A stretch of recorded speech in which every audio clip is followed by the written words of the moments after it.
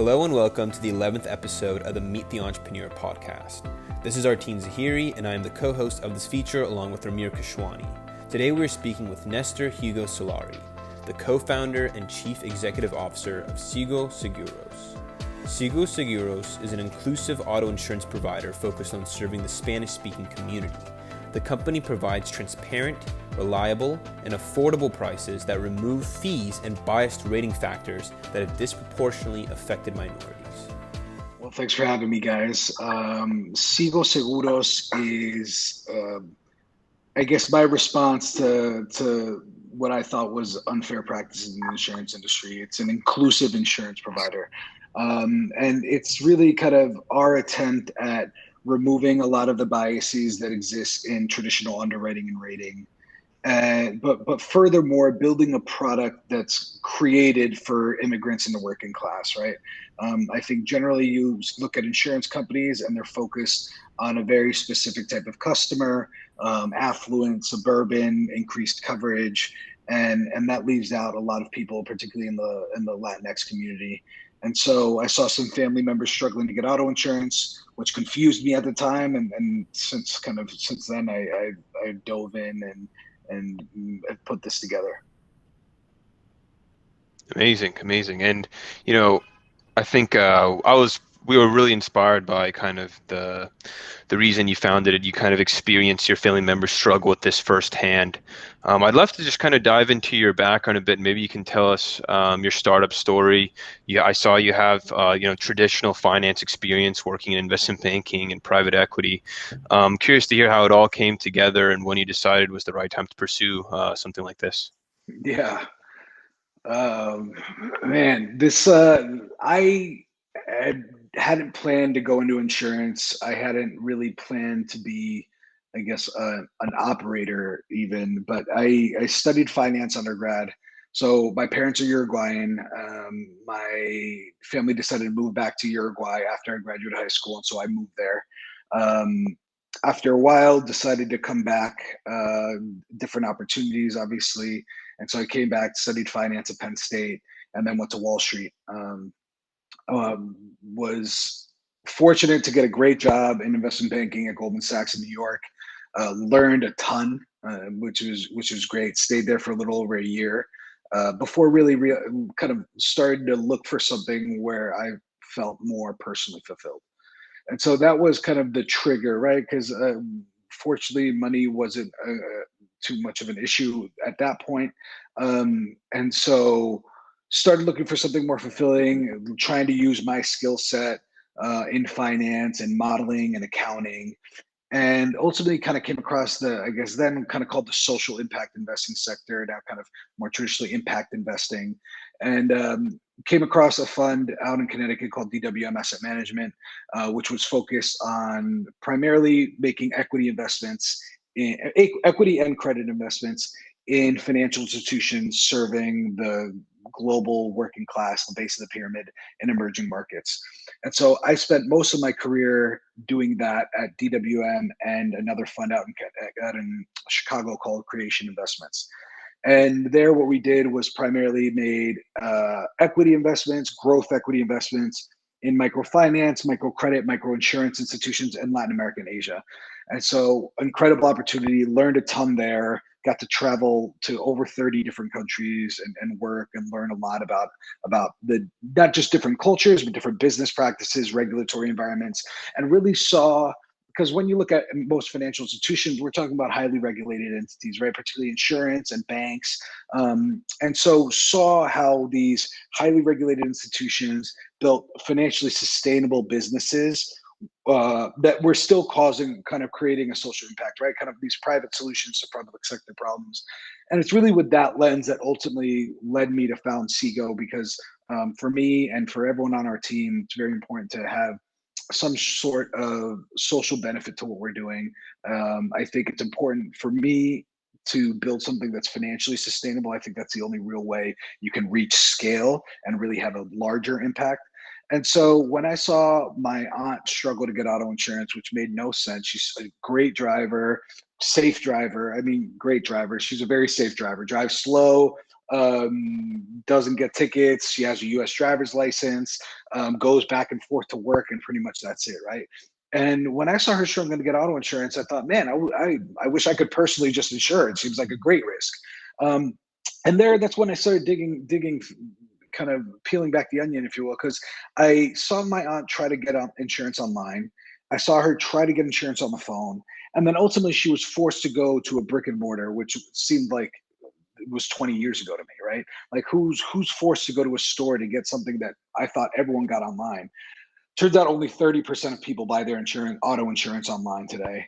And so particularly when you look at the type of insurance my aunt was getting, which was your state minimum limits, liability only, kind of the cheapest insurance you can get to drive legally, over 90% is bought offline. And so the issue was my aunt wanted to do this online, but she was forced to go to a store because they wanted to check her ID. They wanted her to sign her paperwork in person, and they wanted to inspect her car. And despite all that, that's all stuff that I thought, why aren't they using DocuSign over the phone? Why can't she just take pictures of her car? Like, what's up? And anyway, just I realized it's kind of a leftover of an antiquated industry. And I saw an opportunity to do a better job here, and not just for her, but for the broader immigrant community, because I think what I realized is it's not an isolated issue. It's actually pretty widespread. Anyway, I could talk about Sigo, and that is just for the whole time. So yeah, no, of course. I mean, I think that was like a really great. That was a really great background, and I mean, basically the story about your aunt. I mean, that kind of uncovered this whole market for you, right? I mean, you telling me that 30% of all auto insurance is done offline and off the phone, and then 90% of that state minimum auto insurance is done in person as well. I mean, that is a huge opportunity to kind of cover these people and kind of bring them into a more efficient workflow. With Sigo Segura, in the press release, you guys are talking about how you're removing the drivers of bias from the process. I feel like to a lot of people, when they think about credit score and auto insurance or anything to do with getting a loan or anything like that, they think, okay, that makes sense. Can you explain to the user or to anyone listening why, what actually is credit score and how does that introduce bias into processes like these? Yeah, absolutely. And so this is what I kind of spent a lot of time learning. Like I said, I wasn't an insurance guy, and I just kind of slowly started understanding and peeling this back and figuring it out. I think there's the traditional insurance industry prides itself on being very data driven, and the regulators are also kind of all require kind of data for you to really make a change. And so I want to be clear that there likely is some signal towards customer performance on things like credit score, on things like maybe a level of education. With that said, it's not a perfect correlation, and it excludes a lot of people and penalizes a lot of people. It's not the end all be all. Exactly. And I think particularly there's a portion of the immigrant community that gets penalized unrightfully so, and I think they're a great risk. And so that's where we're trying to capture. And so what is really credit score? And insurance, sometimes it's not directly called credit score. They call it insurance score, but it's basically the same thing. But credit scores often takes into account your credit history, your credit usage, how much, if you have any credit cards, if you have any loans, if you have any a car lease, a mortgage, your payment history, how often you've been late, if you have any missed payments, if you have any delinquent debt. And so you have these big credit scoring companies, like FICO, for example, which is the standard, that use all that data to then create kind of credit availability, credit usage, payment history, all those things go into this FICO score, which on the high end is like a great score is an 800, a terrible score is like a 500. And that's all seems fair and well, right? Pretty good for in general, in terms of if you're going to give someone a credit card, maybe like understanding whether they've paid back in the past makes sense. But the issue is when you look at insurance, one, it's a mandated product by regulators, right? And so, and oftentimes it's something that's prioritized. People don't want to drive without insurance. So it's very different than paying back a consumer credit card, versus paying your insurance. And so that's one of the insights. But more broadly, I think it's a societal challenge that we have in the U.S. and I mean really across the world, is just lack of financial literacy. And these products that are built by educated people that have really helped modernize society, right? I don't want to bash credit at all. It's what modern economies are built on.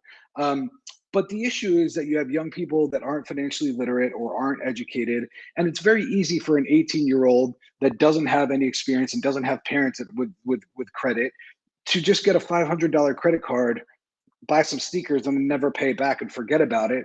Their parents don't have credit, so I'm not going to use credit either. And then they just have this credit score chasing them for the rest of their lives because they didn't pay back a credit card, or they missed a car payment at some point or whatever.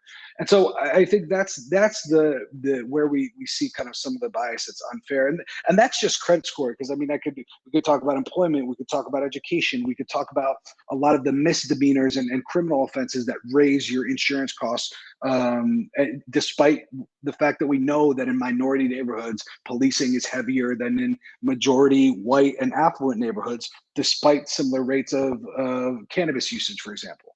And so all those things are things that kind of I learned about, and I think what we ultimately came to the conclusion is that, look, we can do just as good of a job, if not better, without these things. We can introduce things like discounts for telematics. We can do stuff with less data. There's a huge focus on data, and more data, and analyzing and getting as much data as possible. But I think a lot of people miss out on the value of doing something with less data. And so that's a little bit of kind of the way we're looking at it, and some of the challenges with credit score and some of the other things.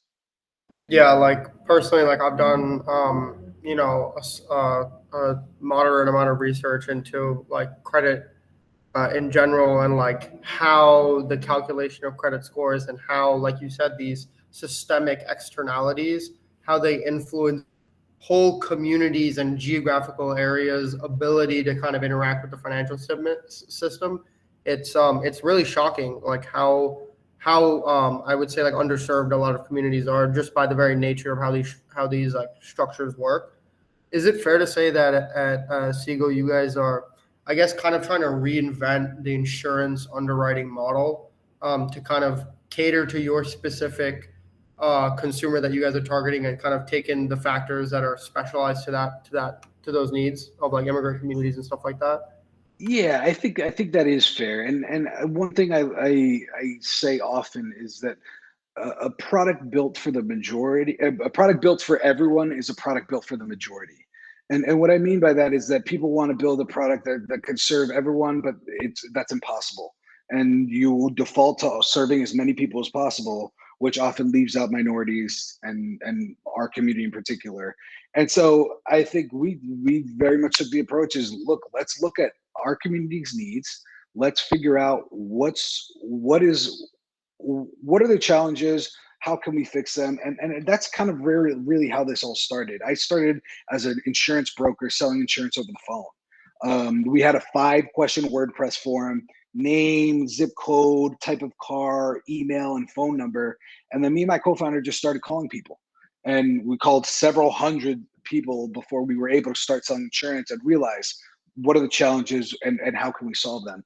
And that's kind of how this all snowballed into our launch today in kind of launching our own insurance product. But I think you hit it right on the head, is that we've built something with our community in mind, for our community. And that's kind of part of what's different. I think it's very different, for example, when you read something that was written in Spanish versus something that was translated from English to Spanish, right? And I think that kind of analogy kind of permeates throughout our whole product and how we've built this, with a lot of nuance and understanding of what our customer needs. Very interesting. And one thing that stood out to me when I was reading the release for the new product, it mentioned the insurance industry workforce. Only around 21% of the workforce is non-white.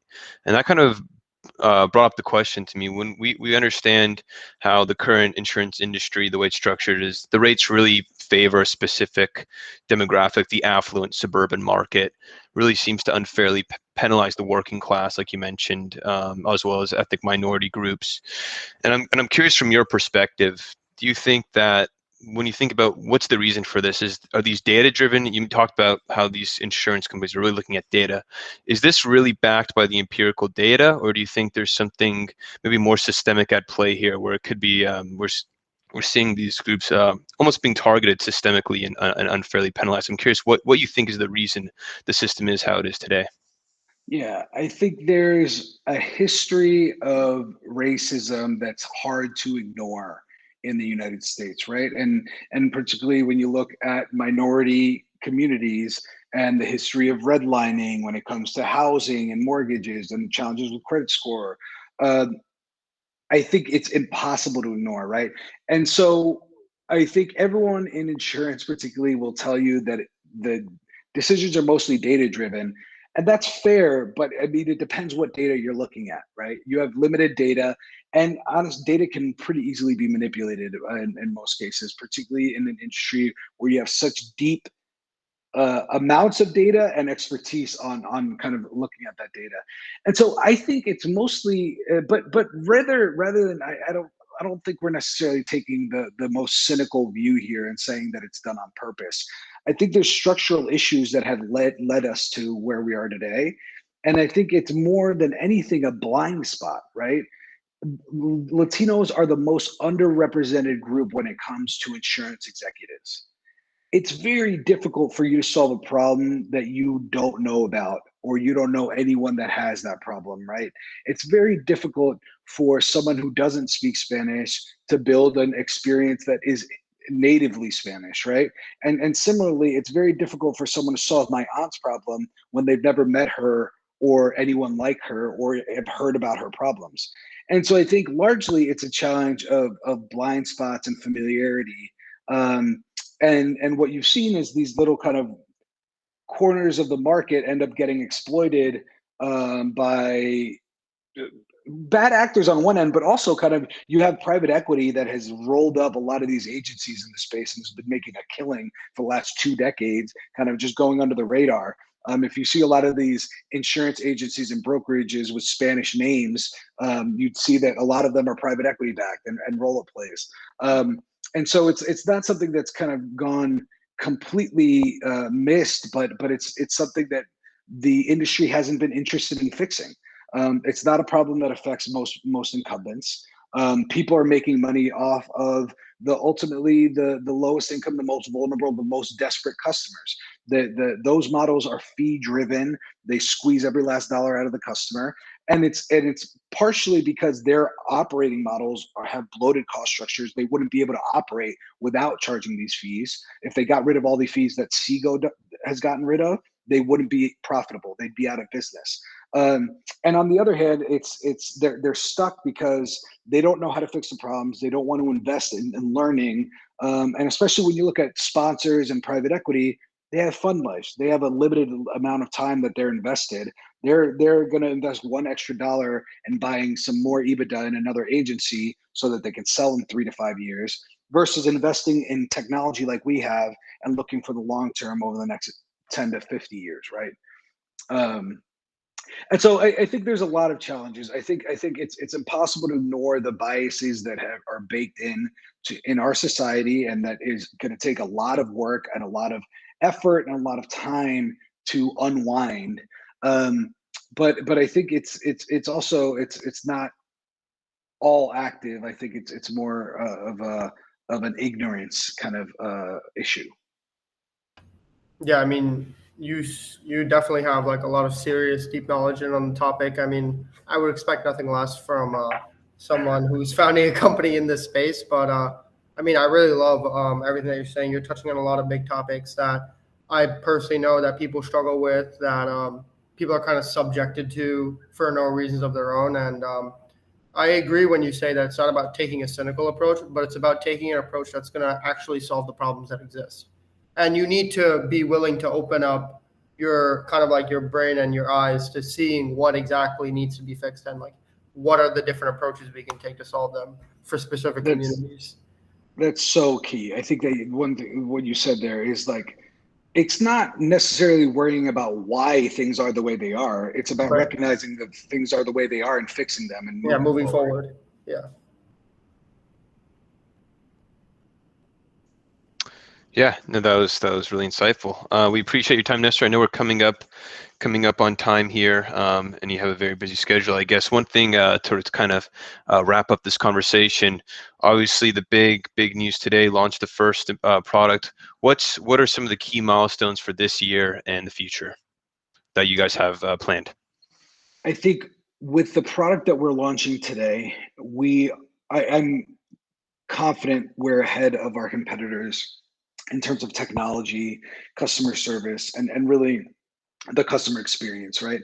And so now what we need to do is get the word out. And so the next milestone is about proving this out in Texas. And then once this is proved out in Texas over the next 3 to 6 months, the idea is that we go out and expand geographically. I think particularly we're looking at kind of 10 states that would cover 80% of our market, and really looking at 3 states when you talk about California, Texas, and Florida, that really cover the bulk of the challenges for our community when it comes to getting auto insurance. So I think that's the kind of next set of milestones, is geographic expansion after proving this out in Texas. And then we've already gotten a lot of reverse inquiry for other products from our customers. As I mentioned, we've been running an agency business, and so we have several hundred customers in the agency that have followed up asking for renter's insurance, asking if we do remittances. I'll leave you with a kind of a funny little anecdote. In a lot of Latino neighborhoods, people go to the brick and mortar to get auto insurance, but not just like an insurance agency. A lot of people go to the multi-servicios, the multi-services, which is kind of where you go to do the complicated stuff. You go there to get auto insurance. You go there to send money back home. You go there to pay your bills. You do your taxes there, and you do your legal work. You can get divorced all at the same spot if you want, right? And so the multi-services model, I think, presents a lot of interesting opportunities for us to replicate. And I'm not necessarily suggesting we're going to start offering tax prep or divorces online, but I think there's a lot of opportunity to do things like remittances, beyond. Exactly, and doing stuff beyond just insurance. But I think right now we're really focused on solving this issue of car insurance, making sure people have the coverage they need to get to work, to take their kids to school, to live their life without necessarily needing to spend every last dollar and cut into their grocery budget. And so I think hopefully by the end of next year we'll be in a few other states with our product, and also looking at new products as well. Great. We're very excited for you. For our listeners who may be looking or have family members looking for this kind of insurance product, where can they learn more? They should check us out at sigoseguros.com. That's SIGOSEGUROS.com. Feel free to reach out. Our phone number is 877-476-7446. And I'm always happy to connect with entrepreneurs or anyone that thinks that, hey, I could help them out. So feel free to reach out on social media. Nestor Solari on Twitter, Nestor Hugo Solari on Instagram, and happy to help if I can. Well, thanks a lot, Nestor. I really enjoyed this conversation, and I think Sigo Seguro is definitely looking to solve problems that, for lack of a better term, just need to be solved as quickly as possible, because these are growing populations, and that means these issues are going to be growing in tandem. For sure. And the U.S. is the second largest Spanish-speaking country in the world after Mexico. And I think we're starting to realize that. And so, yeah, thanks for the time, guys. Really enjoyed it.